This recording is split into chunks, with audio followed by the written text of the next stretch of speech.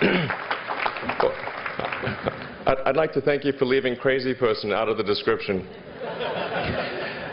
So I thought, I was trying to think, what is the most useful thing that I could, what could I say that could actually be helpful or useful to you in the future?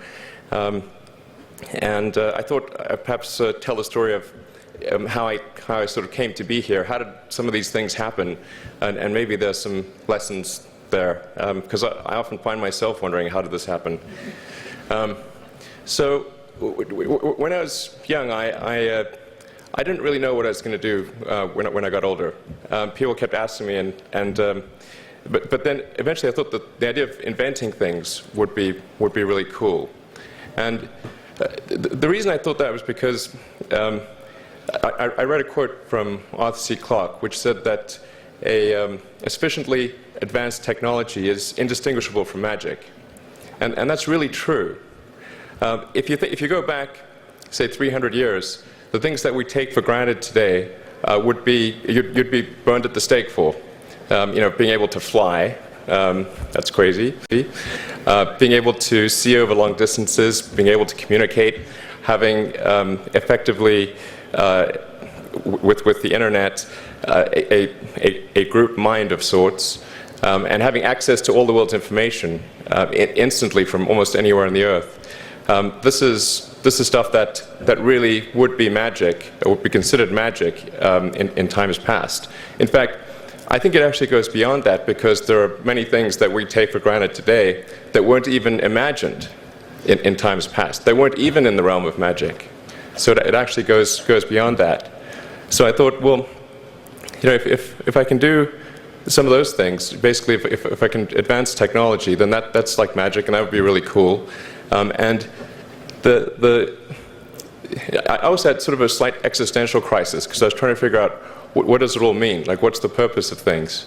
And I came to the conclusion that if we can advance the knowledge of the world, if we can do things that expand the scope and scale of consciousness, then we're better able to ask the right questions and become more enlightened, and that's really the only way forward.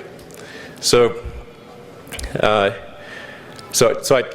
studied physics and business, because I figured in order to do a lot of these things, you need to know how the universe works, and you need to know how the economy works.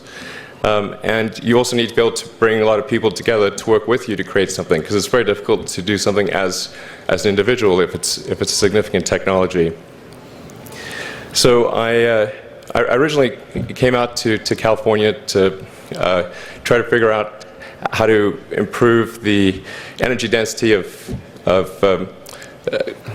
electric vehicles, basically to try to figure out if there was an advanced capacitor that could serve as an alternative to batteries. And that was in '95, and that's also when the internet started to happen. And I thought, well, I can either pursue this technology where success may not be one of the possible outcomes, which is always tricky, or participate in the internet and be part of it. So I decided to drop out. Now, obviously, fortunately, we're past graduation, so I can't be accused of recommending that to you. So did some internet stuff. Did a few things here and there. One of which was PayPal. And I think maybe it's helpful to say one of the things that was important there in the creation of PayPal was kind of how it started, because initially the initial thought was with PayPal was to create an agglomeration of financial services, so to have one place where all of your financial services needs would be seamlessly integrated and work smoothly. And then we had like a little feature which was to do email payments. And whenever we'd show the system off to someone, we'd show the hard part, which was the agglomeration of financial services, which was quite difficult to put together. Nobody was interested. Then we'd show people email payments, which was actually quite easy, and everybody was interested. So this is, I think it's important to take feedback from your environment. you want to be as closed loop as possible. So we focused on email payments and really try to make that work, and that's what really got things to take off. But if we hadn't responded to what people said, then we probably would not have been successful. So it's important to look for things like that and focus on them when you see them, and you correct your prior assumptions. And then let's get to work. Going from PayPal, I thought, well, what are some of the other problems that are likely to most affect the future of humanity? It really wasn't from the perspective of what's the rank-ordered best way to make money, which is okay, but it was really what I think is going to most affect the future of humanity. So I think the biggest terrestrial problem we've got is sustainable energy, but the production and consumption of energy in a sustainable manner. If we don't solve that this century, we're in deep trouble. And then the other one being the extension of life beyond Earth to make life multiplanetary.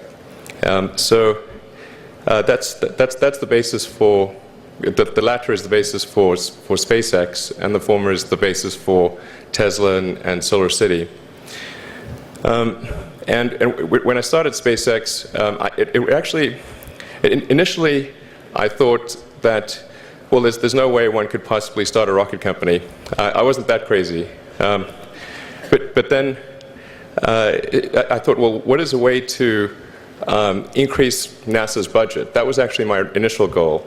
So I thought, well, if we can do a low-cost mission to Mars, something called Mars Oasis, which would land seeds with seeds in dehydrated nutrient gel, and you hydrate them upon landing, and then you'd have this great sort of money shot of green plants on a red background, and the public tends to respond to precedents and superlatives, and this would be the first life on Mars, the furthest that life's ever traveled, as far as we know. And I thought, well, that would get people really excited, and therefore increase NASA's budget. So obviously, the financial outcome from such a mission would probably be zero. So anything better than that was on the upside. So I actually went to Russia 3 times to look at buying a refurbished ICBM. Because that was the best deal. And I can tell you it was very weird going there in late 2001, 2002, going to the Russian rocket forces and saying, I'd like to buy 2 of your biggest rockets, but you can keep the nuke. That's a lot more. And that was 10 years ago, I guess, so they thought I was crazy, but I did have money, so that was okay. And after making several trips to Russia, I came to the conclusion that actually my initial impression was wrong about because my initial thought was, well, that there's not enough will to explore and expand beyond Earth and have a Mars base and that kind of thing. But I came to the conclusion that was wrong. In fact, there's plenty of will, particularly in the United States, because the United States is a nation of explorers, of people who came here from other parts of the world. I think the United States is really a distillation of the spirit of human exploration. So, but if people think it's impossible, then, or it's going to completely break the federal budget, then they're not going to do it. So after my 3rd trip, I said, okay, well, what we really need to do here is try to solve the space transport problem, and started SpaceX.